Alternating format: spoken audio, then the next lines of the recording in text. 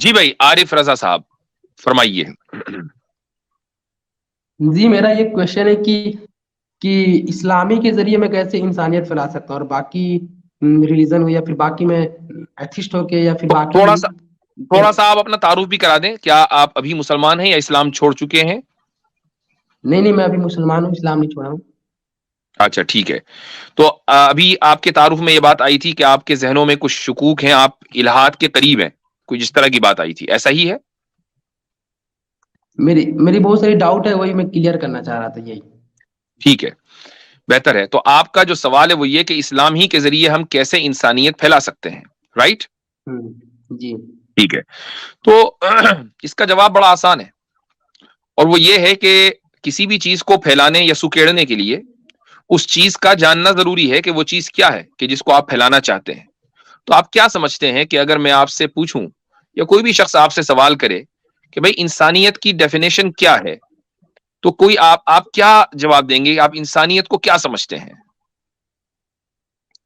میں یہ سمجھتا ہوں کہ انسانیت وہ ہے جو دوسرے کو دکھ نہ دے، پریشانی میں دیکھے تو اس کی مدد کرے.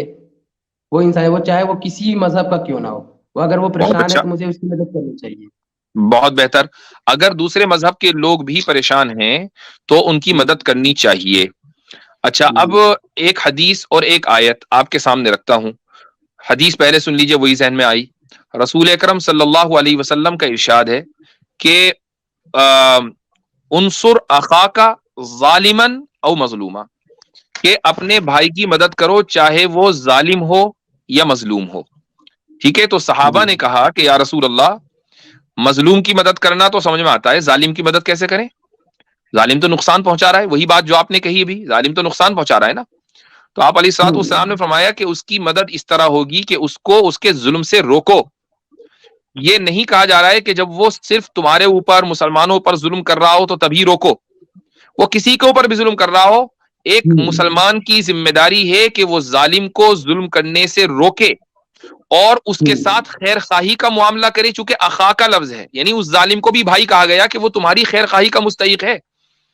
چونکہ جب تم اس کو ظلم سے روکو گے تو وہی پھر آخرت میں تبھی اس کے لیے نجات ممکن ہے. اگر تم اس کو نہیں روکو گے اور وہ ظلم کرتا رہے گا تو وہ تو جہنم کے گڑھے میں جا کے گرے گا. تو اب مجھے بتائیے کہ کیا اسلام جو ظالم اور مظلوم دونوں کی مدد کرنے کی تعلیم دے رہا ہو، کیا یہ ممکن ہے کہ وہ ظلم کرنے کی تعلیم دے؟ تو پہلی بات تو یہ ہے. دوسری بات یہ ہے کہ سورہ ممتحنہ کی آیت ہے، کل عامر بھائی نے ایک اسٹریم میں پڑھی بھی تھی کہ اللہ سبحانہ و تعالی، وہ آیت، اس آیت کا نمبر کیا ہے عامر بھائی؟ 8 اور 9، سورہ ممتحنہ 8 اور 9 نمبر. 8 اور 9. اس میں لا ينہاکم اللہ عن الذین لم یقاتلوکم فی الدین، کہ اللہ تعالیٰ تم کو منع نہیں کرتا کہ جن لوگوں نے تم سے جنگ نہیں لڑی، تم کو گھروں سے نہیں نکالا، تمہارے ساتھ کوئی برا معاملہ نہیں کیا، اللہ تمہیں منع نہیں کرتا کہ تم ان کے ساتھ نیک سلوک کرو. نیک سلوک کرنا چاہیے تم کو، تم ان کے ساتھ اچھا معاملہ کرو، تم ان کا تعاون کرو. یہ قرآن کریم کا حکم ہے. اس سے یہ بات ثابت ہو گئی ان تبروہم وتقسطوا الیہم، تو ان کے ساتھ انصاف کرو. تو جب یہ بات واضح ہو گئی کہ جو آدمی برا نہیں ہے اس کے ساتھ اچھا سلوک کیا جائے گا، تو پھر جو برا ہے اس کے ساتھ، اس کو ظاہر سی بات ہے کہ اس کی برائی کو ختم کرنا بھی ضروری ہے، کیونکہ جو برا نہیں ہے اس کے ساتھ تو اچھا سلوک کیا جائے گا. جو برا ہے اس کی برائی کو ختم کرنا ضروری ہے، اور برے کی برائی کو ختم کرنا ہی انسانیت ہے. اب مجھے بتائیے اس میں کیا مسئلہ ہے؟ وہ قرآن کی ایک آیت ہے حضرت، وہ بھی کر دیتے ہیں. ایک منٹ عارف بھائی. لا یجرمنکم شنآن قوم علی الا تعدلوا اعدلوا هو اقرب للتقوی. اللہ کہتے ہیں کسی قوم کی محبت یا اس کے ساتھ تعلق تمہیں حق سے، جسٹس سے نہ روکے، جسٹس قائم کرو، یہی تقوی کے سب سے قریب ہے، چاہے تمہاری اپنی قوم کے خلاف ہی کیوں نہ ہو. جی نہیں میرا یہ کوشچن بھی اس کے ساتھ یہ بھی ہے کہ اسلامی نہیں، باقی ادر ریلیجن بھی تو سکھاتا ہے کہ انسانیت برقرار رکھنی چاہیے. اسلام بھی سکھاتا ہے اور باقی ادر ریلیجن بھی سکھاتی ہے ہمیں. تو باقی ادر ریلیجن بھی تو کچھ حد تک صحیح ہے کہ وہ بھی یہ بات سکھاتی ہے کہ انسانیت کے ساتھ رہنا چاہیے. ٹھیک ہے. دیکھیں ایسا ہے کہ کچھ حد تک صحیح ہونے کی بات نہیں ہو رہی ہے. کچھ حد تک تو ہر نظام صحیح ہو سکتا ہے، تھوڑی بہت اچھائی تو کہیں نہ کہیں ملی جاتی ہے. بات ہو رہی ہے فل پیکج کی، کہ ایک مذہب جو آپ کو عبادت کا نظام بھی صحیح بتائے اور معبود کا پتہ بھی صحیح بتائے اور آپس میں ایک دوسرے کے ساتھ کس طرح رہنا ہے وہ بھی صحیح بتائے، وہ زیادہ صحیح ہے؟ یا وہ مذہب جو یہ کہے کہ نہیں جی ہم انسانیت کی تعلیم دیتے ہیں باقی معبود کا ہمیں کچھ پتہ نہیں، وہ زیادہ صحیح ہے؟ نہیں اس نہیں کے وہ تو علاوہ آپ حضرت صحیح میں کہہ رہے عارف بھائی معذرت مجھے روکنا اس لیے پڑ رہا ہے کیونکہ آپ نے جو بات کی ہے وہ غلط کی ہے. سب مذہب جو ہیں وہ انسانیت کی تعلیم انفارچونیٹلی نہیں دیتے، جتنے دھرم ہیں وہ نہیں دیتے، ایک کچھ حقیقت ہے. حد تک تو میں آپ کو بتاتا ہوں، ذرا سنیں گے تو آپ کو پتا چلے گا. تھوڑا اگر آپ سیکھنا چاہ رہے ہیں نا کوئی شک شبہ ہے تو تھوڑا سا میں آپ کو بتاؤں، آپ کے طریقہ کار میں تھوڑا سننے کا حوصلہ پیدا کریں گے، آپ کو بات سمجھ آئے گی. ذرا سنیں، تسلی سے سنیے گا بات.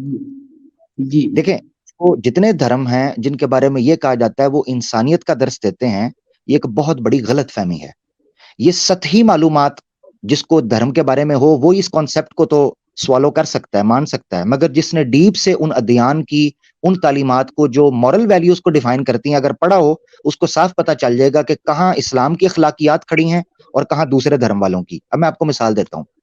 اس کی مثال یوں سمجھیں کہ جتنے اسلام کے علاوہ دھرم ہیں انہوں نے نیکی اور انصاف اور عدل اور اچھے اخلاق کا جو تصور قائم کیا ہے وہ انسان کے اعمال کی بنیاد پر نہیں بلکہ ان کی ذات پات اور ان کے تعلقات کی بنیاد پر ہے. ہندو دھرم کے اندر اگر آپ دیکھیں گے تو برہمن اور شتریاں جو ہیں وہ اپر ہائی کلاس پہ آپ کو نظر آتے ہیں، جبکہ دوسری کاسٹ جو ہیں وہ اپنے مورل ویلیو یا سوشل سٹیٹس کے اعتبار سے نیچے نظر آتی ہیں، اس میں عمل کا کردار نہیں رہتا. اسی طریقے سے عیسائیت میں آپ آئیں گے یا جیوش میں آئیں گے آپ کو جینٹائلز اور نان جینٹائلز کا تصور ملتا ہے جو کہ خالصتاً نسلی تعصب کی بنیاد پر ہوتا ہے. اسلام کا خاصہ یہ تھا کہ وہ انسانیت کو ایک ماں باپ کے تناظر میں دیکھتے ہوئے ان کے اعمال کے دار و مدار کے اوپر ان سے حسن سلوک اور سوء سلوک کا تعلق دیتا تھا کہ آپ نے اگر کسی کے ساتھ سخت رویہ رکھنا ہے تو اس کے جرم یا اس کے عمل کی وجہ سے رکھنا ہے، نہ کہ اس کی پیدائش کی وجہ سے، نہ اس کی زبان کی وجہ سے، نہ اس کے علاقے کی وجہ سے. جبکہ اسلام کے علاوہ جو تصور تھا اخلاقیات کا وہ بیس کرتا تھا ان کے رنگ، نسل، علاقے، ان کی زبان اور ان کے رتبے کے اعتبار سے. یہ بنیادی فرق ہے جو اسلام نے توڑا، اور شروع سے اسلام نے اس چیز کو رکھا کہ انسانیت کا تکریم بحیثیت انسانیت ہوگی، نہ کہ ان کے ماں باپ رنگ نسل کی وجہ سے. ٹھیک ہے، بہت یہ عمدہ، بہت امپورٹنٹ زبردست، پوائنٹ تھا جس پر میں نے ضروری تھا. جی جزاک اللہ. زبردست. جی بھائی. جی آپ ایک دم صحیح سمجھائیں، وہ بات تو ہے کہ ادر جیسے ہندو میں کہ براہمن چھتری اپر کاسٹ اور باقی ادر بیکورڈ کلاس کو الگ نظریے سے دیکھتے ہیں، وہ تو ہے. بٹ میرا ایک اور یہاں پر یہ کوشچن بنتا ہے، جیسے میں ایک ناؤ پر ہوں اور ایک طرف میرا مسلم بھائی اور ایک طرف نان مسلم بھائی میرا ہے اور دونوں ڈوب رہے ہیں، تو میں کسے بچاؤں؟ مسلم بھائی کو پہلے بچاؤں کہ نان مسلم بھائی کو؟ ٹھیک، تو آپ اگر مسلمان کو بچائیں گے تو کیا یہ ظلم ہوگا؟ نہیں. اچھا، غیر مسلم کو بچائیں گے تو کیا یہ ظلم ہوگا؟ غیر مسلم کو آپ کیوں بچائیں گے؟ کوئی نہ کوئی وجہ ہوگی، مثلا کوئی بھی وجہ ہوگی. میں تھوڑی دیر کے لیے کہتا ہوں کہ آپ غیر مسلم کو بچانا چاہتے ہیں، کیوں بچانا چاہتے ہیں؟ انسانیت کے ناطے. انسان تو وہ بھی ہے، مسلمان، بچا آپ ایک کو سکتے ہیں. تو میں زیادہ پریفر کروں کہ اپنے مسلم بھائی کو بچاؤں، وہ تو ہے، کیوں؟ بٹ کیونکہ وہ محمد صلی اللہ علیہ وسلم کو مانتا ہے اور چلیں، باقی. میں نے تھوڑی دیر کے لیے کہا میں نے آپ اس کو نہ بچائیں، آپ غیر مسلم کو بچانا چاہتے ہیں، کیوں؟ اس لیے بچانا انسانیت طور پر، اور جیسے وہ بچ جائے تو کچھ ہماری اخلاق دیکھ کر وہ اسلام قبول کر لے. اچھا، تو اس کا مطلب یہ ہوا کہ اسلام دونوں جگہ فیکٹر ہوا. دونوں جگہ فیکٹر ہوا نا. تو پھر جی آپ یہ سوال ہی غلط کر رہے ہیں کہ میں ایک مسلمان کو بچاؤں یہ غیر مسلمان کو. چونکہ اگر آپ اس سوال کی بنیاد پر انسانیت طے کرنا چاہتے ہیں تو پھر انسان تو دونوں ہیں، آپ چاہے مسلمان کو بچائیں چاہے غیر مسلم کو بچائیں، آپ نے ایک انسان کو بچایا. اور اگر آپ یہ کہنا چاہ رہے ہیں کہ نہیں مسلمان متعصب ہوتا ہے تو دیکھو اس نے مسلمان کو بچایا.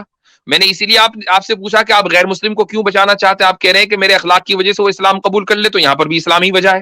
تو ہمارا تو جینا مرنا، ہمارا ہر کام تو اسلامی کی وجہ سے ہے. ان صلاتی و نسکی و محیای و مماتی للہ رب العالمین. میرا جینا، میرا مرنا، میرا نماز، میرا حج، ہر چیز اللہ کے لیے. میں اگر ایک غیر مسلم کو بھی بچاؤں گا تو اس نیت سے بچاؤں گا کہ میرے اخلاق کی وجہ سے وہ متاثر ہو، مرنے سے پہلے اس کو کلمے کی توفیق ہو جائے اور وہ جنت میں چلے جائے، کوئی مسئلہ نہیں.